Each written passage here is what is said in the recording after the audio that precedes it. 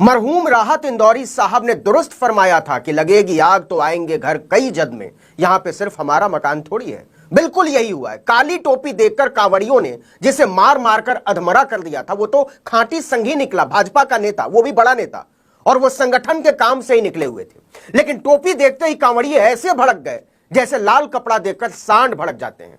उन सांडों को क्या पता था कि वो जिसका कचूमर निकाल रहे हैं वो नमस्ते सदा वत्सले मातृभूमि वाले हैं। मतलब यह हुआ कि टोपी देखते ही संघ के चेले संघ और भाजपा के नेताओं को ही कूट दे रहे हैं, उनकी गाड़ी पलट दे रहे हैं, उन्हें रुई की तरह धुन रहे हैं। और करो हिंदू मुसलमान, और फैलाओ नफरत, और जलाओ भाईचारे की भावना।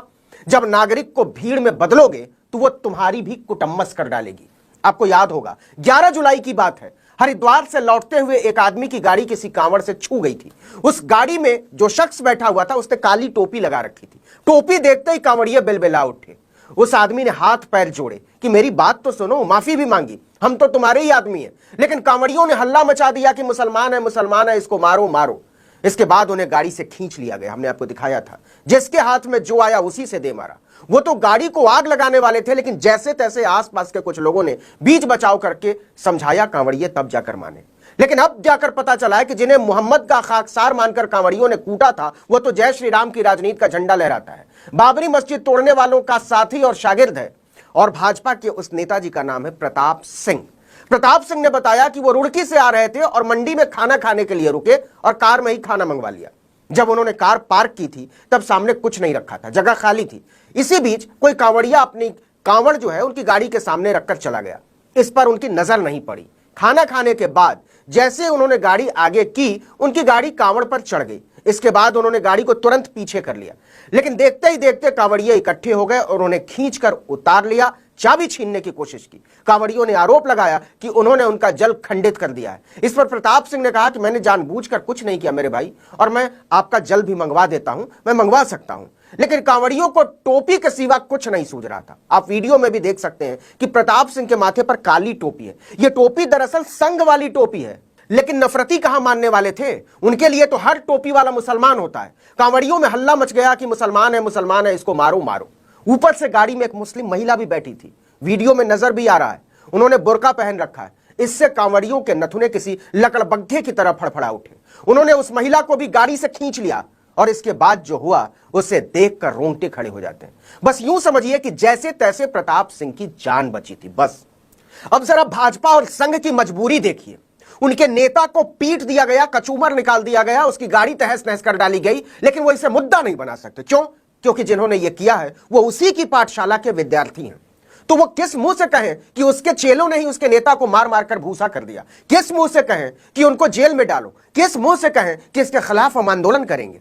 जरा सोच लीजिए, प्रताप सिंह का यह हाल किसी मुस्लिम समूह ने किया होता तो आज देश में आग लग चुकी होती, हिंदू खतरे में आ चुका होता। लेकिन अभी किसी पर कोई खतरा नहीं है, सब मस्त है। लेकिन इसका मतलब यह हुआ कि संघ और भाजपा ने नफरत की जो खेती की है उसकी चपेट में संघी और भाजपाई भी आ रहे हैं, वो भी नहीं बच रहे। अब आइए जरा प्रताप सिंह का परिचय जान लीजिए। उन्होंने ऑल्ट न्यूज को खुद बताया कि वो भाजपा हरिद्वार के वरिष्ठ जिला उपाध्यक्ष रह चुके हैं। जी हां, हरिद्वार भाजपा के सीनियर वाइस प्रेसिडेंट। वो आरएसएस और भारतीय जनता पार्टी से जुड़े हैं, इसलिए उन्होंने राष्ट्रीय स्वयंसेवक संघ की काली वाली टोपी लगा रखी थी। उन्होंने बताया ये आरएसएस की पहचान भी है। लेकिन कांवड़ियों ने तो उन्हें मुसलमान समझ लिया था, क्योंकि टोपी। बिना जाने बूझे सीधे सड़क पर फैसले की जो राजनीति भाजपा और संघ ने चलाई है, उसने उसके अपने नेता प्रताप सिंह की चमड़ी उधेड़ ली। प्रताप सिंह ने कहा कि उन्होंने लोगों को बहुत समझाया और हाथ जोड़कर माफी भी मांगी, लेकिन वो कुछ भी सुनने को तैयार नहीं थे। कांवड़िए इकट्ठा होकर चिल्लाने लगे कि ये मुसलमान है, इसको छोड़ना मत। प्रताप सिंह चिल्लाते रहे कि वो भाजपा के नेता हैं, संघ का काम करते हैं, लेकिन वहां सुनने वाला कोई नहीं था।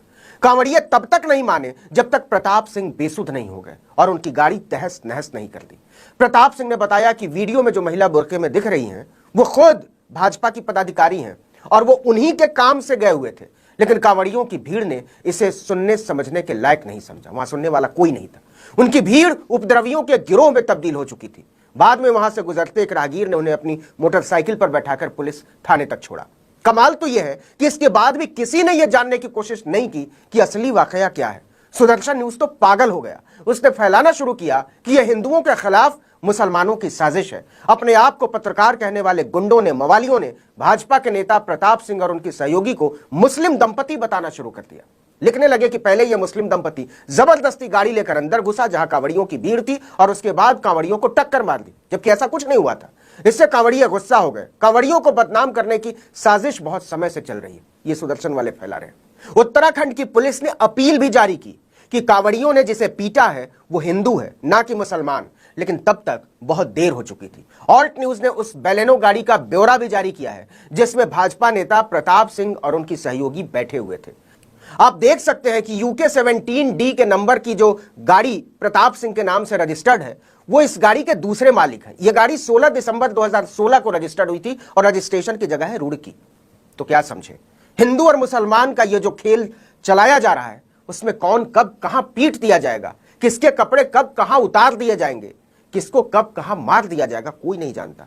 और यह सबक सबसे ज्यादा भाजपा और संघ के लोगों के लिए है जो समझते हैं कि नफरत की इस आंधी में उनका नंबर कभी नहीं आएगा। हरिद्वार की घटना बताती है कि उनका नंबर भी आ चुका है। दाढ़ी, चोटी, पैजामे और बुर्के के नाम पर दरिंदगी और वहशीपन के इस खेल को समझिए और इसको रोकिए, वरना सुरक्षित कोई नहीं बचेगा। बहुत हुआ हिंदू मुसलमान।